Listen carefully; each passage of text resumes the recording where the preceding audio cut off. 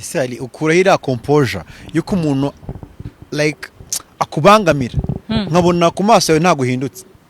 ndumbangamira nta muntu wambangamira umuntu akakubangamira bigaragara Ntabwo nkabona byava. nuhindutse ukanamusubiza ntaho ntaribi bigiye gukomana none se kandi bigaragara ko ushobora kuba kubabaje ntago byashareka nkubwirire ne aho ngeze ahangaha imyaka ngezemo igihe nsigaje kubaho ntacyo nzi ntago nzashyiramo ihungabana no guhungabanwa kubera ko icyo nsigaje nzemera nkibeho neza nge mbibona mbiha amazina ariko ngo uraje urambangamiye uzasanga wibangamiye kuko natuje mutuzo muri nge kandi uwo mutuzo muri ngewe rero nta bashyitsi bitwa kubangamana nigize mubwira ko nzamuzanira rero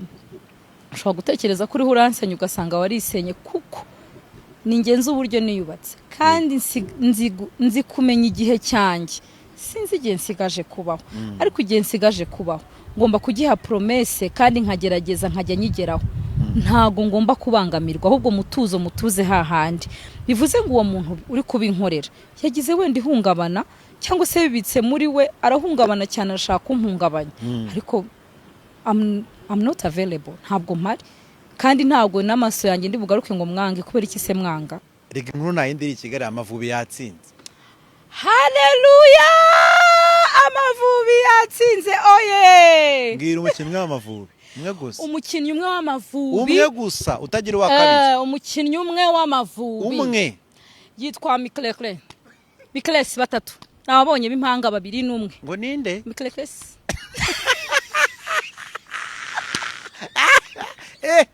ariko congratulations ku Mavubi rwose urumva hanyuma nyine ba Mikles umukinnyi Jihad simuzi Jihad kapiteni w'Amavubi